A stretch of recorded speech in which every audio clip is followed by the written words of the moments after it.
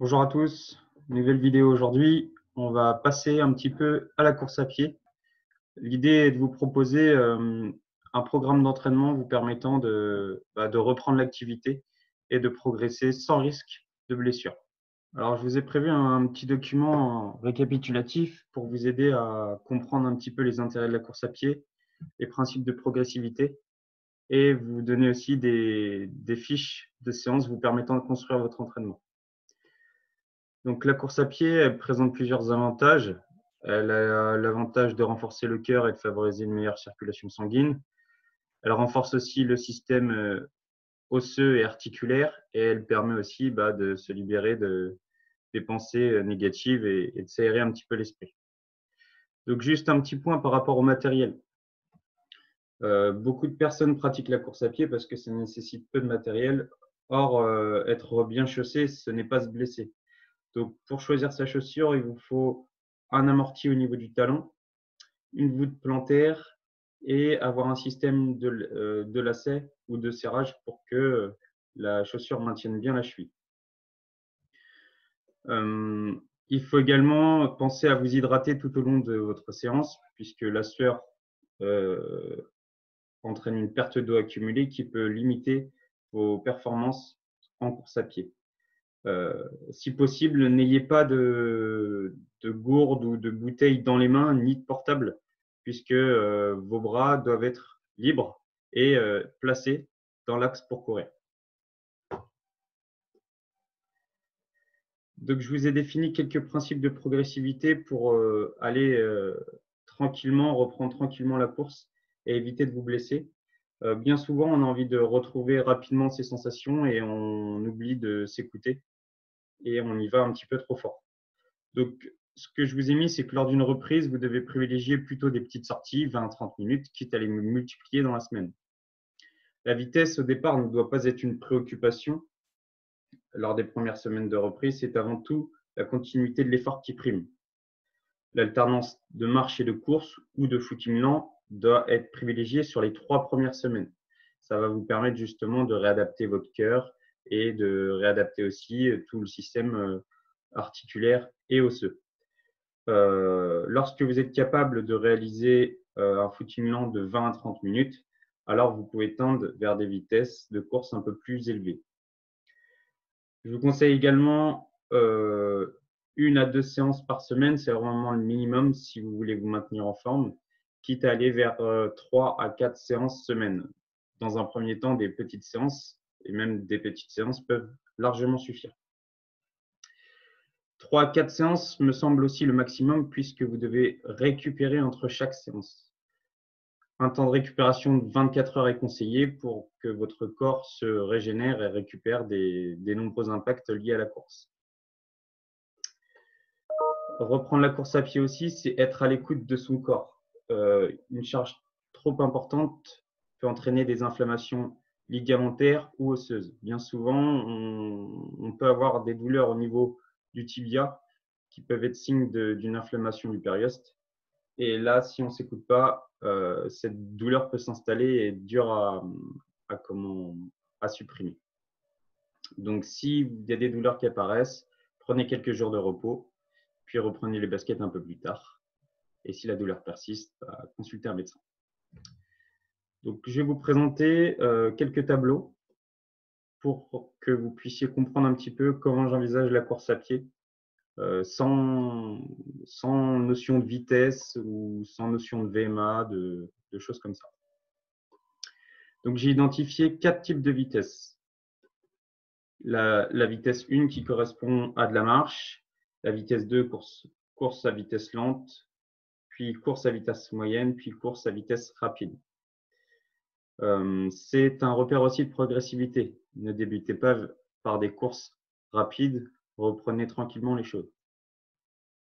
Je vous ai mis des indices de zone d'effort. Donc, c'est des indices qui vous permettent de trouver la vitesse qui vous correspond. Chacun d'entre nous aura une vitesse. Quand je parle de vitesse moyenne, certains élèves ou certaines personnes courront à 10 km/h alors que d'autres courront à 14 km/h. Prenons d'ailleurs cet exemple. Donc, je vous ai mis course à vitesse moyenne, c'est je peux tenir entre 5 et 10 minutes à cette vitesse, mais en général pas plus. Je suis essoufflé et je ne suis pas capable de parler en continu. J'ai besoin de récupérer pendant quelques minutes après chaque course. Je ne peux pas enchaîner les courses de façon successive. Et je vous ai également mis des indicateurs liés à la fréquence cardiaque. Donc, si vous avez un cardiofréquencemètre, vous pouvez très bien prendre votre fréquence cardiaque au cours de votre séance. Attention, pour tout ce qui est course à vitesse rapide, ce n'est pas un sprint. C'est une course, c'est une vitesse de course que je peux maintenir environ 3 minutes, pas plus. Alors qu'un sprint, on va pouvoir le tenir 20-30 secondes. Alors, comment construire votre séance? Je vous ai mis que la marche devait être envisagée comme une forme de récupération, une forme active de la récupération. Au fur et à mesure, l'objectif, c'est que le temps de course soit supérieur au temps de marche. Prenons le cas de la course à vitesse lente. Je vous ai mis des repères de semaines. Donc, pour moi, à environ 3 semaines, où vous devez mettre une dominance ou en tout cas prioriser les courses à vitesse lente. La semaine 4, 5, 6, vous pouvez mettre un peu plus de courses à vitesse moyenne. Et à partir de la 6e semaine, vous pouvez envisager des courses à vitesse rapide. Donc, pour la course à vitesse lente, vous pouvez réaliser, il y a 3 niveaux, j'ai identifié 3 niveaux, du fractionné 1-1, du fractionné 2-1 et la course en continu. Je vais vous expliquer les choses et vous allez voir que c'est facilement compréhensible. Donc, le fractionné 1-1, en fait, c'est le 1, le premier 1 correspond au temps de l'effort et le deuxième 1 correspond au temps de récupération. Donc là, en fait, dans ce cas-là, le temps de l'effort est égal au temps de récupération. Prenons l'exemple, je cours 1 minute, je récupère 1 minute. Je cours 1 minute, je récupère 1 minute. Le niveau 2, c'est d'avoir un temps d'effort supérieur au temps de récupération. Je vais courir 2 minutes, marcher 1 minute. 1 minute. Ou alors, je vais courir 6 minutes et marcher 2 minutes. Et lorsque je suis élève sur le niveau 1 et sur le niveau 2, je peux m'orienter vers un footing en continu. C'est-à-dire courir, par exemple, pendant 20 minutes sans s'arrêter ou marcher. Pour la course à vitesse moyenne, on commence aussi avec un temps d'effort égal au temps de récupération. Donc, si je cours 3 minutes à vitesse moyenne, je récupère 3 minutes en marchant ou en courant à vitesse lente.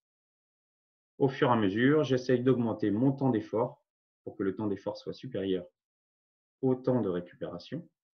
Donc ici, pour un fractionné en 2-1, je pourrais avoir 4 minutes de course à vitesse moyenne et récupérer 2 minutes, soit en marchant ou soit en courant à vitesse lente, pour augmenter encore un peu plus la dépense physique. Petite particularité sur la course à vitesse rapide, vous avez vu ici le temps de l'effort au départ, le temps de récupération est supérieur au temps de l'effort. Pourquoi? Parce que ces vitesses de course vont être très fatigantes et vont nécessiter un temps de récupération beaucoup plus important. Avec l'entraînement, vous pourrez évoluer vers un fractionné 1-1, c'est-à-dire où le temps de l'effort est égal au temps de récupération. Par exemple, 2 minutes d'effort pour 2 minutes de récupération, soit en footing lent, soit en marchant. Attention, ne soyez pas étonné que votre temps de séance diminue fortement et que vous soyez fatigué au bout de 15-20 minutes. C'est normal.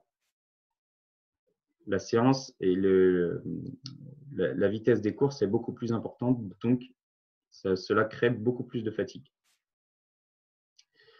Je vous ai créé un cadre de séance où là, vous allez pouvoir identifier la vitesse, je vais corriger, prioriser sur la séance. Donc, soit de la marche, soit de la vitesse lente, moyenne, rapide, et quel type de séance vous allez réaliser. Vous vous présentez de façon globale votre séance et ensuite, pour chaque minute de course, par exemple, vous colorez la case. Je vais vous montrer des exemples de fiches. Vous réalisez votre bilan de séance, quelles difficultés vous avez pu rencontrer, quelles sensations vous avez ressenties sur le plan respiratoire, musculaire, mental, par rapport à votre état de forme aussi du jour, et vous envisagez éventuellement votre prochaine séance ou des régulations pour justement être davantage en réussite. Prenons l'exemple, là j'ai créé une séance numéro 3 où là je suis sur une reprise d'activité, donc j'ai choisi une vitesse lente. En type de séance, j'ai choisi du fractionné 1-1, c'est-à-dire où le temps de l'effort est égal au temps de récupération. Et j'ai dit que je souhaite reprendre la course à pied après une longue période d'arrêt. Je veux faire une séance de 30 minutes en fractionné 1-1 avec une dominante à allure lente. Je vais faire une alternance de 1 minute de course lente et 1 minute de marche. Donc ma séance, vous avez vu, j'ai coloré les choses, elle fait bien 30 minutes. Et en vert, je vais avoir 1 minute de marche et en jaune, 1 minute de course lente. Vous trouverez dans la suite du document d'autres exemples de séances. Vous pouvez vous en inspirer, il n'y a pas de souci, mais le but aussi est de créer vos propres séances en fonction de votre ressenti, des difficultés rencontrées sur les premières séances. Vous trouverez dans le lien descriptif de la vidéo un lien Drive avec les documents que j'ai pu vous présenter. Ça y est, séance de course terminée. Restez bien connectés, je vous prépare une Spartan Race pour la semaine prochaine.